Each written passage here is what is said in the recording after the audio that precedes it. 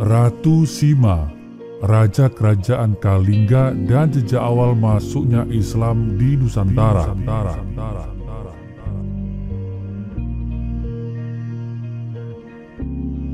Kerajaan Kalingga berdiri pada abad ke-6 atau sekitar tahun 618 Masehi. Ratunya yang terkenal bernama Ratu Sima. Ratu Sima dikenal dengan sebuah peraturan yang dibuatnya, yaitu barang siapa yang mencuri akan dipotong tangannya. Peraturan tersebut tidak berdiri sendiri, hadir bersama seperangkat peraturan dan perundang-undangan yang disebut Dharma Sastra Kalingga. Kitab ini konon disadur dan dikembangkan pada era Singasari menjadi Kutara Sastra dan Manawa Sastra, yang kelak kemudian hari mengilhami Kutara Manawa, kitab hukum dan perundang-undangan Kerajaan Majapahit. Bahkan hingga saat sekarang, salah satu sumber peraturan kebiasaan hukum adat di Padang Lawas Utara salah satunya adalah Surat Tumbaga Holing. Tumbaga berasal dari kata tembaga, logam murni. Holing adalah nama lain dari Kalingga, berasal dari bahasa Hindu Tamil Choling atau Chola. Tumbaga Holing berarti logam murni dari Kerajaan Holing. Bila berdasarkan hipotesis adanya aturan adat yang dinamakan Surat Tumbaga Holing, Surat Tembaga Kalingga, berasal dari kata hiling atau holing, Kalingga. Hukum dan perundangan Ratu Kerajaan Kalingga tersebut menjadi perdebatan karena era yang sama ada kabar Kalingga menjalin kontak komunikasi dengan kekhalifahan Muawiyah bin Abu Sufyan, salah satu sahabat Nabi dan peletak dasar kekhalifahan dinasti Bani Umayyah. Pertanyaannya adalah, apakah peraturan yang tegas tersebut tercampur dengan syariat Islam? Simak paparan selengkapnya setelah Anda menekan tombol subscribe dan tanda lonceng di bawah ini.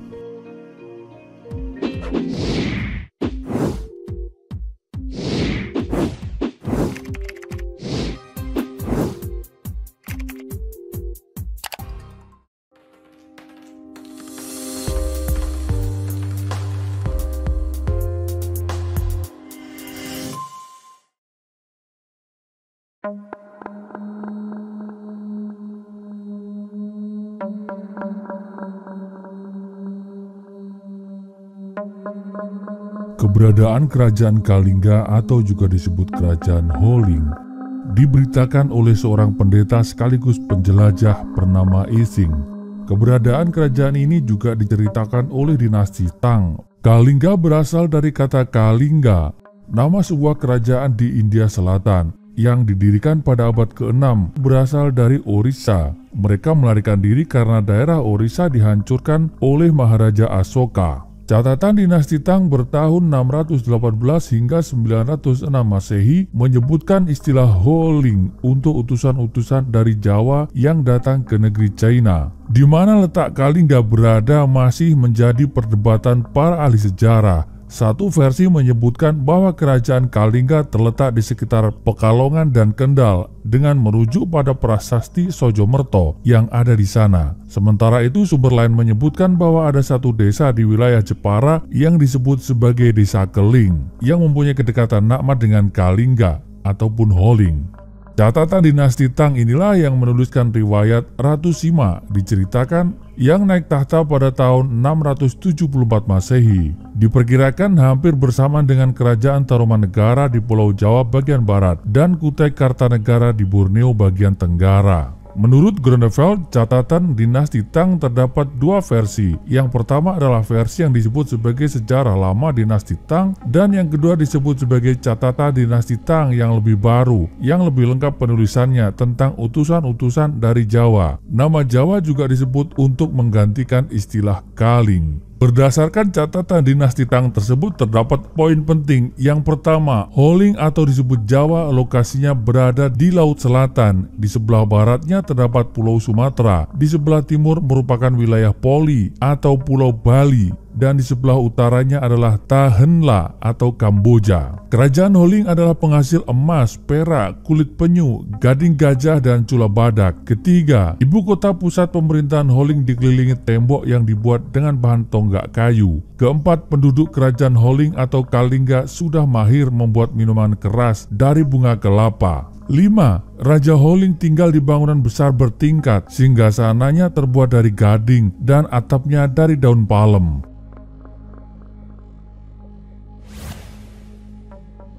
Raja-raja kerajaan Kalinga. Yang pertama adalah Santanu 632 sampai dengan 648 Masehi, bergelar Prabu Kiratasinga. Beliau pernah mengirimkan duta besarnya ke Cina pada tahun 632 dan 640 Masehi. Menurut catatan Ising diketahui bahwa pada tahun 644 datang seorang pendeta Buddha dari Cina bernama Huining. Ia menetap di Kalinga selama 3 tahun. Huining menerjemahkan salah satu kitab suci agama Buddha Hinayana yang berbahasa Sanskerta ke dalam bahasa Cina. Dalam usahanya tersebut, Huining dibantu oleh seorang pendeta kerajaan Kalinga yang bernama Janabadra. Kedua, Salendra 648-674, bergelar Prabu Kartikeya Singa Sang Muktek Mahamerwacala. Tercatat telah mengirimkan duta besarnya ke Cina pertama pada tahun 648 dan kedua pada tahun 666 Masehi. Diketahui wafat di Gunung Mahameru. Salendra atau Kertayasinga beristrikan Dewi Sima yang kelak menjadi penerusnya. Dikaruniai 1 putri dan 1 putra, yakni Dewi Parwati dan Radyah Narayana. Yang ketiga adalah Ratu Sima 674 sampai dengan 695 Masehi, bergelar Sri Maharani Mahisa Suramardini Satyaputi Keswara. Beliau adalah raja yang terkenal dari kerajaan Kalinga. Pada masa pemerintahannya, hukum dan keadilan diterapkan secara disiplin. Hal tersebut berlaku bagi seluruh warga negara. Yang melanggar aturan akan diberi sanksi tegas. Kemakmuran Kalinga dan keadilan Ratu Sima kala itu masyhur hingga ke mancanegara, membuat raja dari Timur Tengah, Aceh atau Dazi datang ingin menguji. Ada sebuah kisah yang sangat terkenal tentang sosok Ratu Sima yang masyhur hingga ke mancanegara, diabadikan oleh para sejarawan pada masanya. Alkisah ada sebuah kerajaan maju Gemah Ripah Loh Jinawi Toto Tentrem Kertoraharjo yang dipimpin oleh seorang penguasa yang adil dan bijaksana. Ia dikenal dengan nama Ratu Sima, sang ratu adil yang memimpin kerajaan Kalinga. Ia adalah seorang wanita, tapi memerintah dengan tegas, berlandaskan pada asas kejujuran dan keadilan, sehingga tidak ada seorang pun dari rakyatnya yang berani melanggar peraturan yang dititahkannya. Berita dari Tiongkok meriwayatkan bahwa hukum dan keadilan di Kalinga diterapkan dengan sangat tegas oleh Ratu Sima. Barang siapa yang terbukti melakukan perbuatan yang tidak terpuji, maka akan dihukum dengan hukuman yang setimpal. Siapapun dari kalangan kerajaan sendiri pun tanpa pandang bulu. Salah satu hukum yang paling terkenal sebagai penggambaran ketegasan Ratu Sima adalah barang siapa yang mencuri maka akan dipotong tangannya. Raja Tasih, salah seorang raja dari Timur Tengah pun penasaran mendengar berita tentang keadilan dan ketegasan sang ratu. Karena penasaran dengan ketegasan sang ratu, Raja Tasih datang secara diam-diam ke Kalinga untuk membuktikannya sendiri. Diletakkannya sekantong emas di tengah-tengah persimpangan jalan dekat alun-alun. Namun karena rakyat Kalinga terbiasa jujur dan patuh pada hukum yang telah ditetapkan oleh sang ratu, kantung yang berisi emas itu tidak bergeser sedikit pun dari tempatnya. Tak ada seorang pun yang berani menyentuhnya. Hingga 3 tahun berselang sampai pada suatu ketika putra sang ratu, Pangeran Narayana, berjalan melewati lokasi sekantung harta benda tersebut. Sang pangeran tidak sengaja menyentuh kantong tersebut, membuat kantong tersebut terbuka dan mengeluarkan isinya. Sontak situasi menjadi gaduh karena sang pangeran telah menyentuh sesuatu yang bukan miliknya. Disinilah ketegasan dan kebijaksanaan sang ratu adil diuji. Pangeran Narayana adalah anak kandungnya sendiri yang bahkan sudah dinobatkan sebagai putra mahkota yang akan menjadi penerus tahta. Tapi dharma harus dijalankan, hukum harus ditegakkan tanpa pandang bulu. Ratu Sima marah besar sampai ingin membunuh putra kandungnya itu sekaligus sebagai hukuman yang pantas dijatuhkan kepada sang pangeran. Namun dicegah oleh para menteri dan saksi yang ada. Kesalahanmu terletak di kakimu, maka dari itu sudah selayaknya jika kakimu dipotong. Mendengar itu, para menteri dan saksi-saksi kembali memohon dan menghalangi agar kaki sang pangeran tidak dipotong. Akhirnya sang ratu hanya memotong jari jemari kaki sang pangeran yang menyentuh kantong tersebut. Melalui sikap dan tindak tanduknya, Ratu Sima memberikan contoh kepada rakyatnya. Melihat keadilan yang ditegakkan oleh Ratu Sima tersebut, dalang dari peristiwa tersebut yakni Raja Tasih atau Raja Dazi segan dan menggugurkan niatnya yang pernah terbersit untuk menyerang negara sang ratu. Keempat, Dewi Parwati 695-717 Masehi. Dari pernikahannya dengan Prabu Mandi Minyak, Dewi Parwati dikaruniai seorang putri bernama Dewi Sanaha. Kemudian Dewi Sanaha naik tahta menggantikan ibundanya pada tahun 717 sampai dengan 732.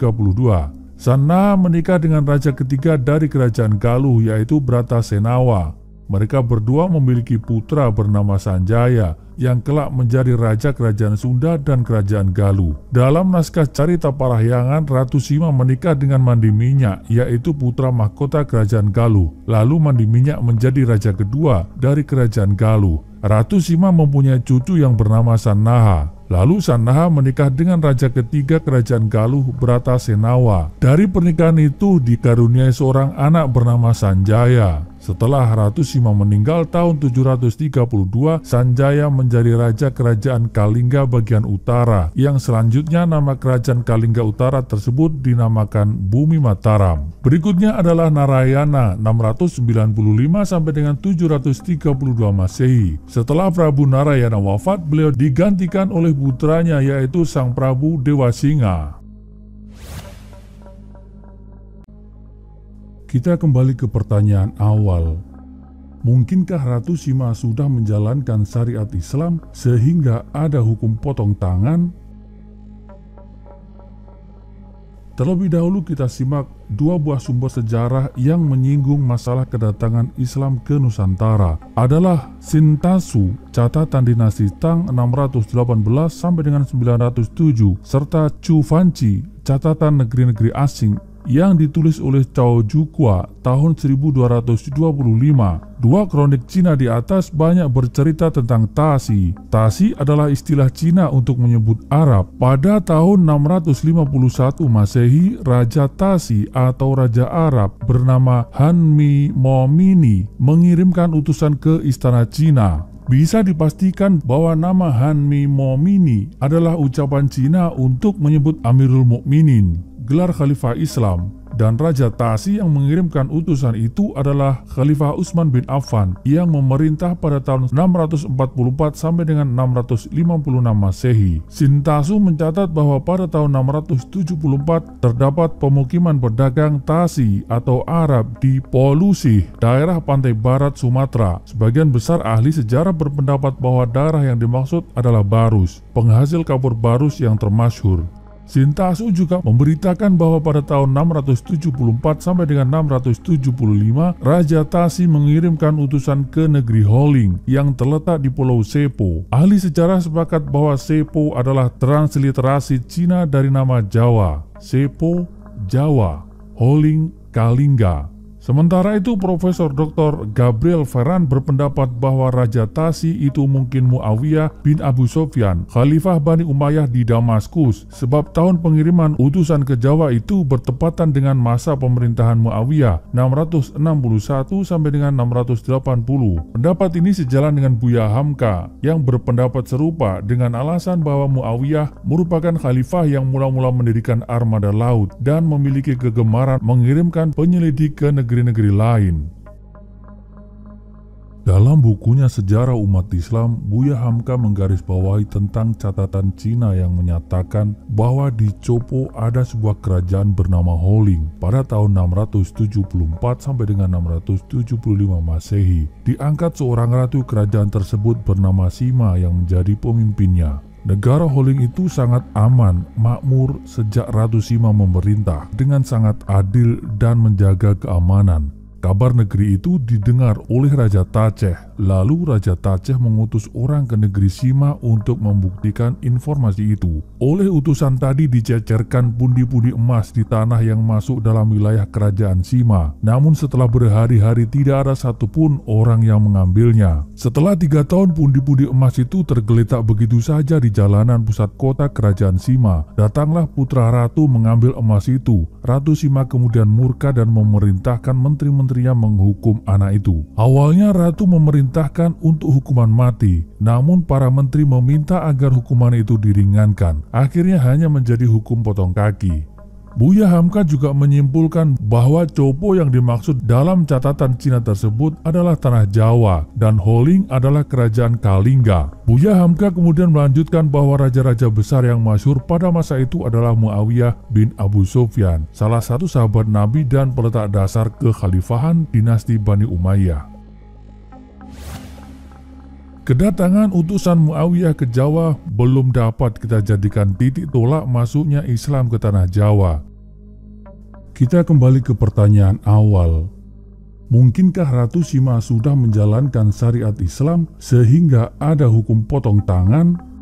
Kita butuh lebih banyak referensi untuk mengatakan bahwa hukum dan perundangan yang diberlakukan oleh Ratu Sima berdasarkan syariat Islam. Pertimbangan lain hukum dan pedoman politik Islam belum ada pada waktu itu. Yang terdekat adalah buku karya Al-Mawardi, Kitab Al-Ahkam As-Sultaniyah. Kitab ini adalah peletak dasar pedoman nilai praktis untuk menjalankan kekuasaan kehakiman. Ditulis oleh Al-Mawardi pada tahun 450 Hijriah atau sekitar 1072 Masehi, jauh setelah Kalingga. Dan lagi pula ditimbang dari pendapat Imam Mazhab Fikih 4, yang tertua adalah Imam Abu Hanifah, lahir pada tahun 80 Hijriah atau sekitar 699 Masehi. Dan semestinya kalau mengikuti pendapat Imam Mazhab, kadar pencurian baru bisa dihukum potong tangan sebanyak 1/4 dinar atau 3 dirham menurut pendapat Mazhab Maliki, Syafi'i, dan Hambali. Akan tetapi menurut Mazhab Hanafi berbeda, baru bisa dihukum potong tangan dengan kadar pencurian sebanyak 1 dinar atau 10 dirham.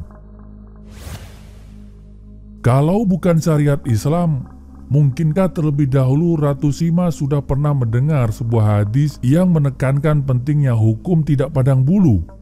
Sesungguhnya yang telah membinasakan umat sebelum kalian adalah jika ada orang terhormat dan mulia di antara mereka mencuri, mereka tidak menghukumnya. Sebaliknya jika orang rendahan yang mencuri, mereka tegakkan hukuman terhadapnya. Demi Allah, bahkan seandainya Fatimah putri Muhammad mencuri, niscaya aku sendiri yang akan memotongnya. Apakah Ratu Sima sudah pernah mendengar ini? Jawabnya, Allahu a'lam.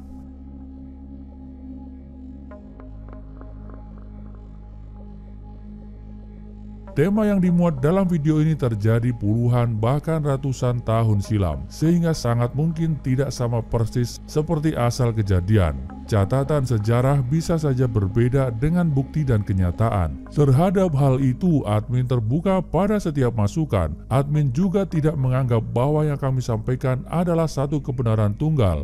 Admin menerima setiap kemungkinan dan masukan. Terhadap figur dan tokoh yang diceritakan, admin berlepas pandang dalam menilai, menghakimi maupun menghukumi. Kami memegang kaidah, wa ma jara baina sahabi naskutu, seluruh yang terjadi antara para sahabat, sengaja kami perluas artinya jadi sejarah secara umum, kami diam, tidak ikut campur, tidak membahas. Di mata admin, masa lampau dan seluruh dinamika di dalamnya adalah hikmah. Terima kasih. Salam hangat. Assalamualaikum warahmatullahi wabarakatuh.